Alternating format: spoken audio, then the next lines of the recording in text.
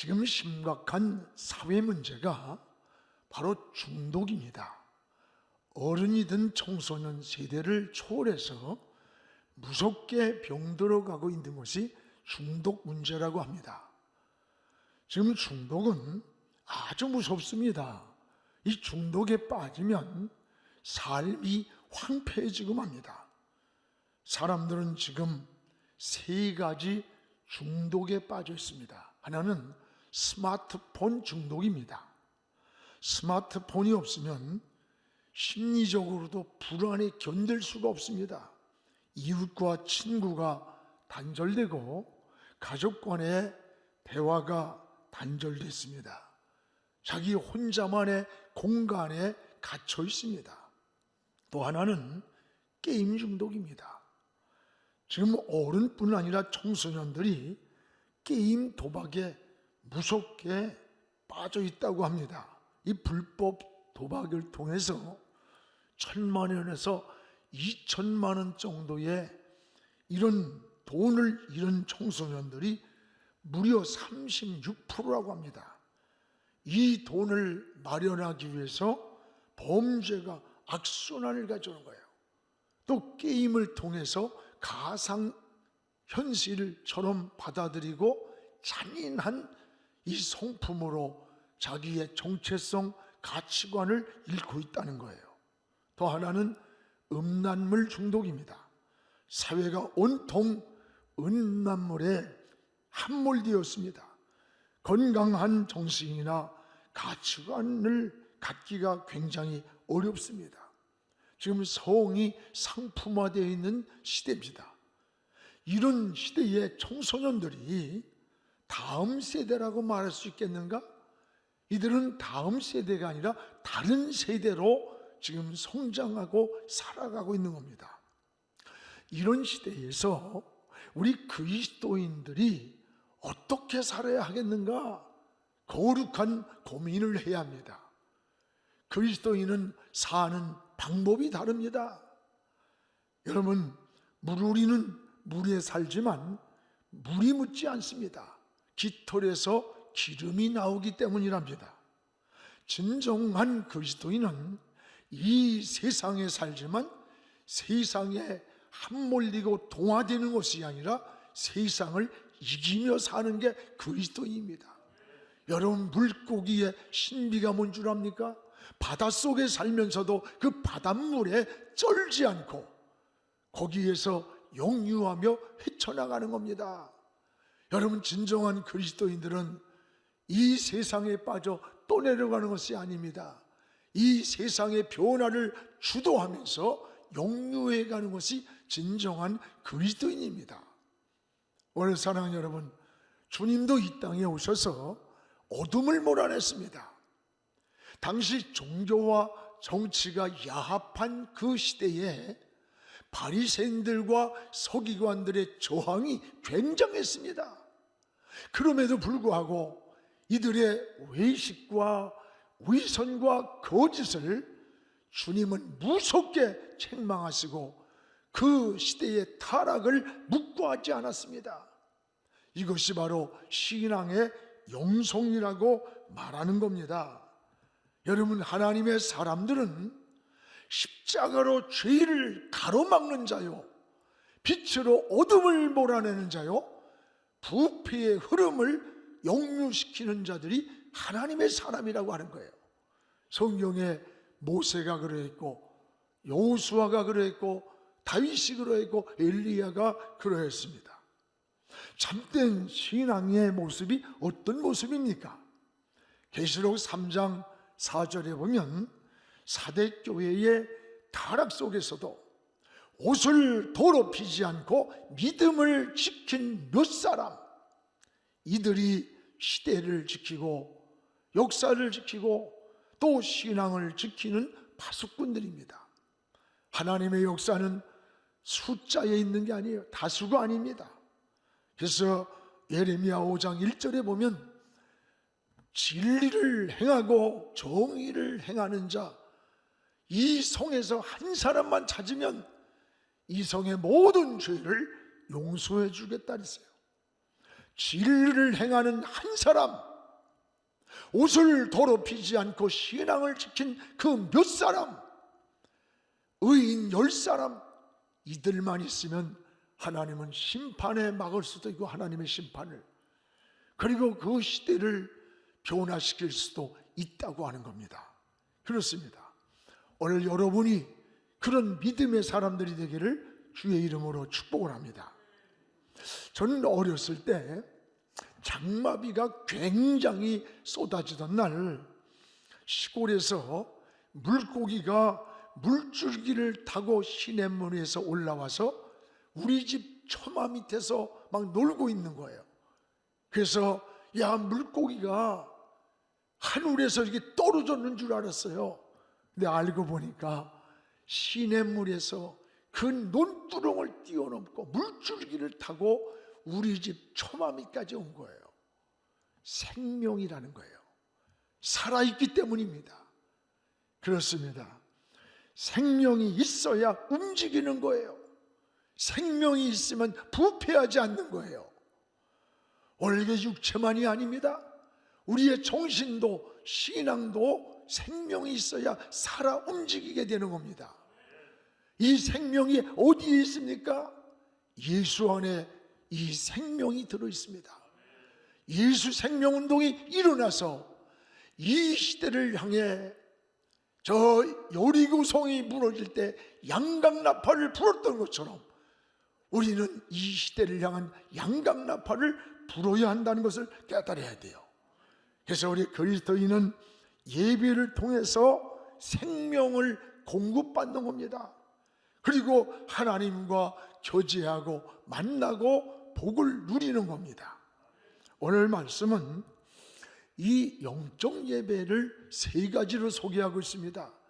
하나는 하나님이 기뻐하시는 너희 몸을 산제사로 드리라는 것이고, 두 번째는 너희 이 세대를 본받지 말라는 것이고, 세 번째는 너희 마음을 새롭게 함으로 변화를 받아서 선하신 하나님의 뜻을 분별하라. 이것이 영적 예배라 그랬습니다. 영적 예배라는 말은 하나님이 영이시기 때문에 오직 하나님께 드리는 예배가 바로 영적인 예배입니다. 오늘 여러분의 몸을 거룩한 산제사로 드리는 그런 영적 예배자로 회복되기를 주의 이름으로 축복을 합니다. 오늘 신앙에 있어서 예배보다 더 중요한 게 없습니다. 아브라함은 머무는 곳마다 단을 쌓았다고 했습니다. 동서남북을 바라보게 꿈을 주시면서 하나님 앞에 비전을 받았을 때 제일 먼저 가서 하나님 앞에 단을 쌓았습니다. 엘리야는 이스라엘 백성들을 갈멜산에 모아놓고 이 3년 6개월 동안 기근은 하나님의 진노라고 고백하면서 너희가 섬길 자를 분명히 선택하라 그러면서 우리가 무너진 여호와의 단을 수축하자 그랬어요. 이 단이 뭡니까? 이게 바로 예배입니다. 예배가 가장 신앙에 중요하다는 거예요. 예배의 실패는 곧 신앙의 실패가 되는 겁니다. 예배는 설교, 기도, 찬양, 헌금, 친교, 교제, 이 모두를 예배라고 하는 거예요. 예배는 하나님과 만나고 하나님과 교제하는 시간입니다. 우리는 온전한 예배를 하나님께 드려야 합니다. 예배의 본질은, 바로 신앙의 본질은 이 예배를 회복하는 것임을 깨달아야 돼요. 무엇보다 하나님은, 오늘 사도 바울은 영적 예배자의 삶이 무엇인가를 말씀합니다. 오늘 영적 예배자의 삶은 무엇보다도 너희 몸을 산제사로 드리는 것이다 라고 했어요. 오늘 1절을 우리 함께 읽겠습니다. 그러므로 형제들아, 내가 하나님의 모든 자비하심으로 너희를 권하노니 너희 몸을 하나님이 기뻐하시는 거룩한 산제사로 드리라. 이는 너희가 드릴 영적 예배니라. 영적 예배니라. 예배는 하나님을 경배하는 것을 말합니다. 영광을 하나님께 돌리는 것이 바로 예배입니다. 하나님은 이런 예배자를 찾는다고 했어요. 왜? 교제를 나누고 만나고 사랑을 주고 축복하려고 찾습니다. 하나님은 예배를 통해서 인간과 만납니다. 교제가 이루어집니다. 축복을 주십니다. 그래서 계시록 11장 19절에 보면 하늘에 있는 하나님의 성전이 열리니 그 성전 안에 하나님의 언약궤가 보였다 그랬어요. 사도 요한이가 기도할 때 하늘의 성전이 열리는데 그 성전 안에 언약궤를 보았습니다. 언약궤가 뭡니까? 이스라엘 백성들은 언약궤를 중심에서 움직였습니다. 언약궤 안에는 아론의 쌍난 지팡이가 있고 만나가 들어있었고 십계명이 있습니다. 생명이 들어있고 일용한 양식이 있고 길이 있습니다. 이 언약궤 자체는 하나님의 임재를 말하는 거예요. 여러분, 경배한 예배드리던 그 시간 하늘의 성전이 열리면서 저 언약궤를 보았다는 거예요. 하나님을 보았던 거예요. 또 여러분, 계시록 11장 1, 2절에 보면은 하나님의 성전, 제단 그 안에 경배하는 자를 청량하라는 말은, 이 청량이란 말은 소유를 삼으라는 거예요. 누구를? 성전과 제단과 그 안에 경배자들이 누굽니까? 예배자야, 예배자. 오늘 예배가 이렇게 중요함을 우리가 깨달아야 되는 거예요. 이것이 영적 예배요, 하나님의 임재와 영광을 경험하는 그런 예배라는 것을 기억하시기를 축복합니다. 세 가지 예배가 나옵니다. 그래서 구약에는 이걸 제사라고 하고 신약에는 예배라고 표현합니다. 여러분, 하나는 드리고도 화를 받은 가인의 제사가 있습니다. 가인은 제사를 안 드린 게 아니에요. 중요한 것은 자기 멋대로 드렸어요. 자기 방법대로 드렸어요. 하나님은 가인의 제사를 받지 않았습니다. 여러분, 지금 우리의 모습이 코로나라는 이유로 우리 멋대로 가인과 같은 이런 예배를 드리고 있는 건 아닙니까? 또 하나는 하나님이 거부하신 형식적 제사가 있습니다. 이사야 1장 12절에서 13절에 보면 너희가 내 앞에 보이러 오니 이것을 누가 너희에게 요구했느냐? 내 마당만 밟을 뿐이라. 여러분, 이게 무슨 말입니까? 누가 너희에게 보이려고 오느냐? 내 마당만 밟을 뿐이라. 하나님이 책망하는 거예요. 잘못된 예배예요. 13절에 가서도 뭐라고 합니까? 헛된 짐을 다시 가져오지 말아라. 그리고 또 뭐라고 합니까? 너희가 드리는 성일이라고 하는 그 형식적인 모습이 가증하다. 하나님이 구역질 날 정도라는 거예요. 그렇게 기뻐하시는 제사를 왜 하나님이 거부했어요? 여러분, 중심이 없었어요. 형식적인 예배였어요. 하나님은 거부했습니다. 우리 이것을 알아야 합니다. 우리 신앙은 시간이 남아서 예배자가 되는, 예배하는 거 아니에요.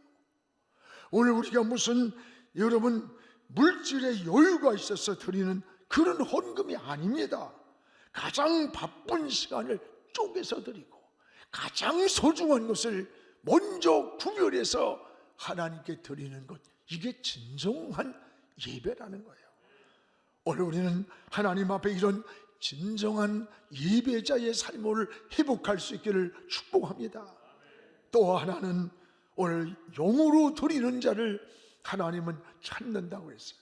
요한복음 4장 23절에서 24절에 아버지께 참되게 예배하는 자, 참되게 예배하는 자들은 영과 진리로 예배할 때가 오나니 곧 이때라. 아버지께서는 자기에게 이렇게 예배하는 자를 찾느니라.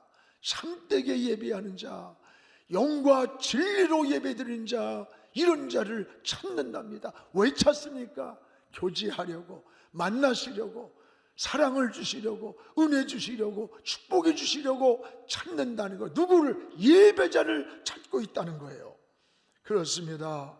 하나님이 받으시는 예배의 모습이에요. 어느 장로님이 이런 고백을 해요. 목사님, 제가 코로나로 인해서 몇 개월 동안 교회를 성전 예배를 드리지 않았더니 지금은 내가 장로인지 뭔지 정체성도 흐리고 내 신앙이 아주 감각이 무뎌버렸다는 고백이에요. 그렇습니다.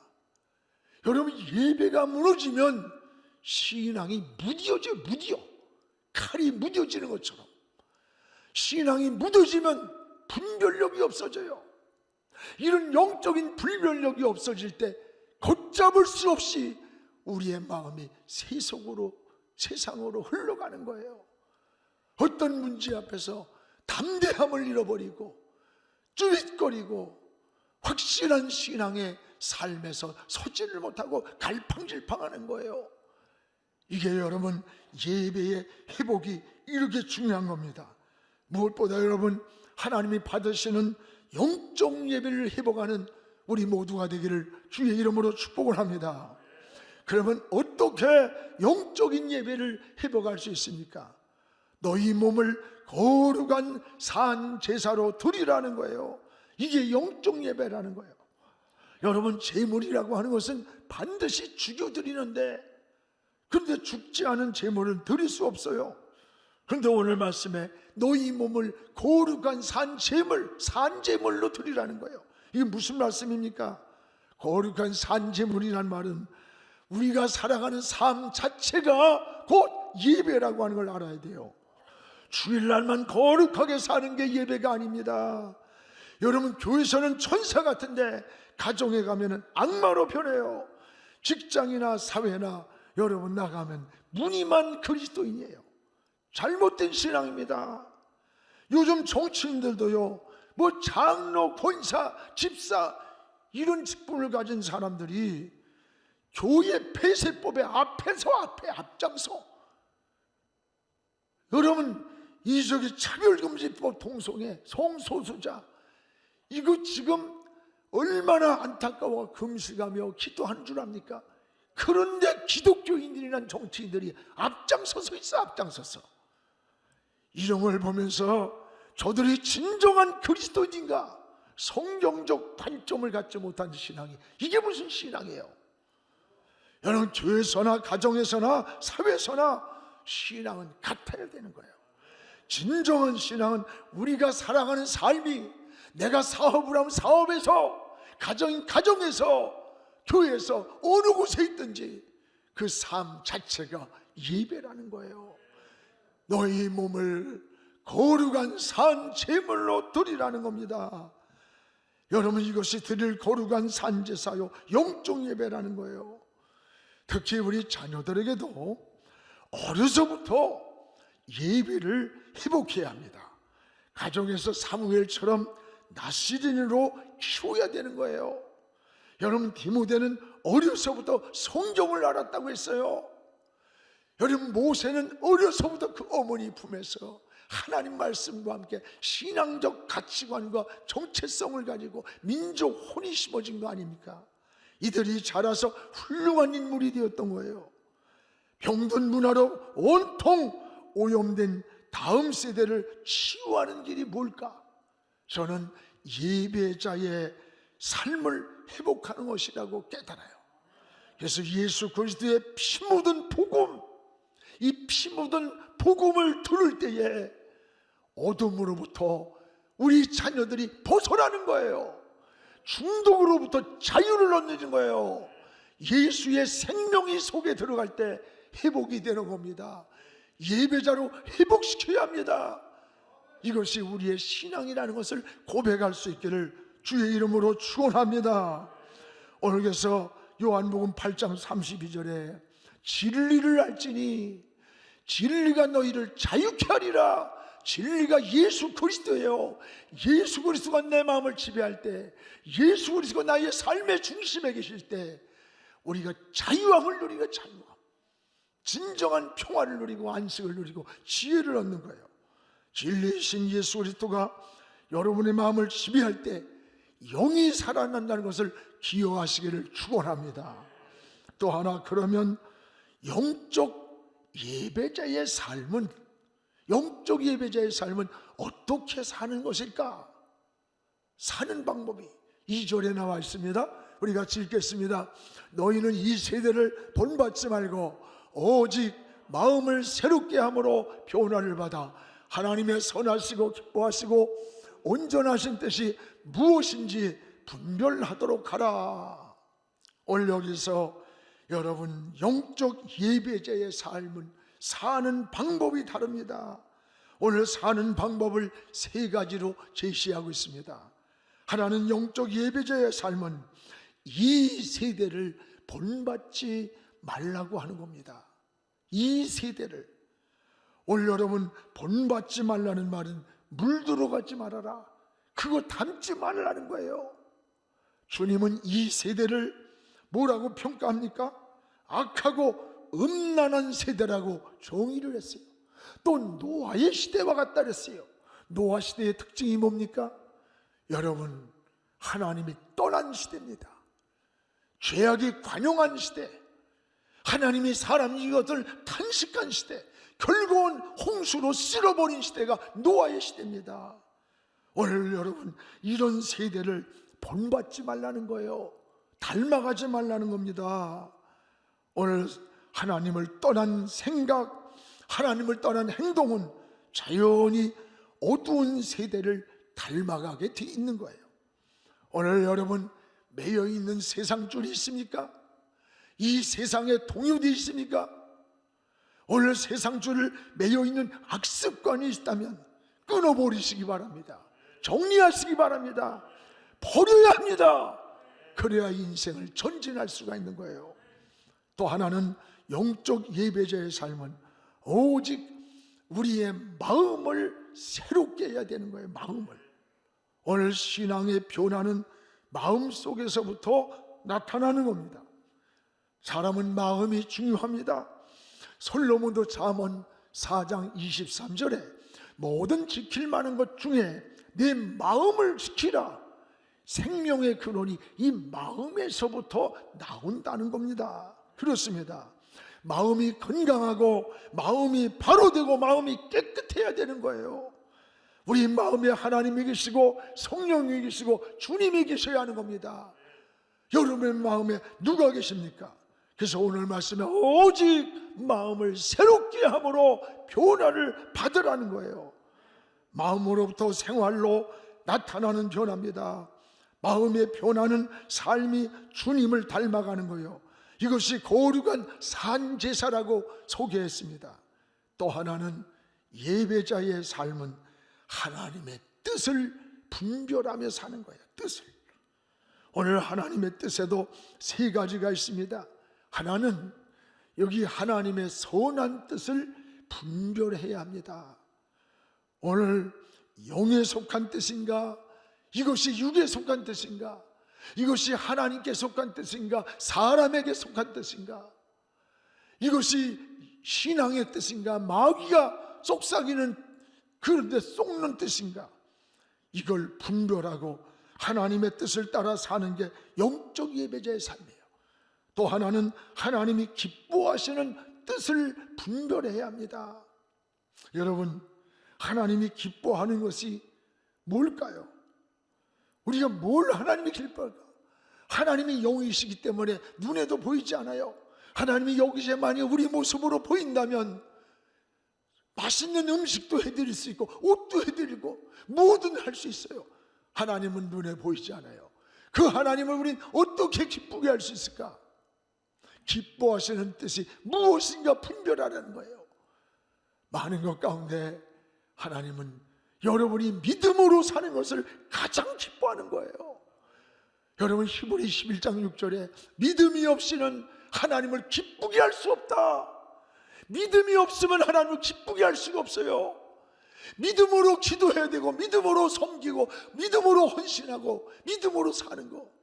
그래서 믿음으로 말하고 믿음으로 행동하고 믿음으로 발을 내딛고 믿음으로 기도하고 믿음으로 헌신할 때 그것이 하나님이 기뻐 받으시는 거예요. 사랑하는 여러분, 오늘 믿음으로 달려가시기를 바랍니다. 하나님의 뜻이 아니면 단호히 고절하는 것, 그 밑바닥의 기초가 믿음에서 나오는 거예요.